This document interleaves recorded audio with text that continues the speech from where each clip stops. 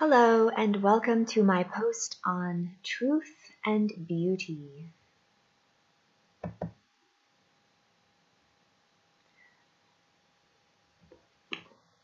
Why do we find truth beautiful?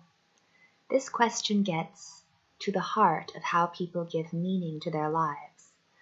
We see a complex world and try to reduce it to simple geometrical principles, and then we call those principles beautiful. This is a bit like self-praise if you think about it. We see a universe which we didn't create, and we create a language to describe that universe. We then fall in love with the language, and some start believing that the language is what the universe is made of. This is rather typical of people in the physics community, and I think there is something circular in that reasoning. Physics searches for beauty in geometry and symmetry while hating the complexity of the reality beneath, whereas some artists create beauty through the tension between ideal geometry and the uncertain reality beneath. An obsession with the search for the mysterious geometric beauty of physics is often used as a defense against the pain caused by uncertainty. But physics's juvenile, narrow concept of beauty tends to confuse convention with the concrete, thereby destroying the beauty it seeks by running in a circle like a dog chasing its tail. This situation makes me look forward to the day when the 30-degree Weinberg angle is seen not as a mystery of nature, but as a natural result of the geometrical brushstrokes we have used to paint the picture of the subatomic realm. For a more in-depth look at what influenced this perspective on physics and beauty, I recommend a Burning Books podcast from Litopia. It is a book review of a pop science book by David Orrell called Truth or Beauty. Like everything written today, David Orrell restates things that we keep forgetting.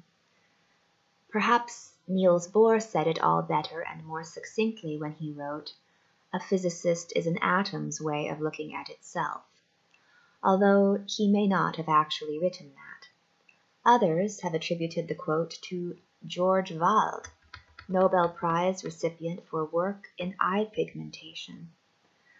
Wald wrote, "A physicist is the atom's way of knowing about atoms," but this is just a playful inversion of "an atomic model is the physicist's way of knowing about physics." In any case, like Orrell or Wald or Bohr, I'm looking at that image of narcissistic atoms through a funhouse mirror, and that causes me to write, when a physicist looks at an atom and sees beauty, he is looking at the pattern recognition within his mind and calling that beautiful. I think Bohr or Wald described the concept more beautifully, but the reason it was more beautiful is because it was more cryptic and associative, thereby increasing the tension between what is known and what is uncertain, whereas I was more direct and recursive. This is all an effort to get at the question of what is beauty exactly. If I try to answer this question in a beautiful way, I would say that beauty is a common delusion around which we flutter like moths around a flame. But if I try to answer this question in the more direct manner of a physicist, I would argue that physics holds up the things it doesn't fully understand and calls them beautiful. It also composes unnecessarily complex theories and calls them beautiful because they can never be fully understood. The unnecessary complexity is surely a deliberate attempt to extract power from beauty. Physicists like Feynman understood the power of obfuscation. In fact, it was Feynman who was famous for saying, "A woman is only beautiful as long as you don't fully understand her." This is often how we feel about Mother Nature and the theories we have about her. But our love for Mother Nature is often subverted into a love of power when complexity, sophistry, and artifice are employed, either deliberately or accidentally. Love is a confused hope that a meaningful pattern will be created or seen. It is the appeal of the uncertainty of an array of possibilities, and this uncertainty is experienced as beauty. We take in an image, cannot fully process it with our pattern recognition tools, and this creates the sensation of beauty. For example, you see a face and are drawn in by the slight deviations you detect from the average face, against which you compare all others. Perhaps the face of your mother. This gentle pull between the geometric average and the deviations gives you a sense of beauty. This is why perfectly symmetric faces tend to have an uncanny, repellent quality, but average faces have a more universal appeal.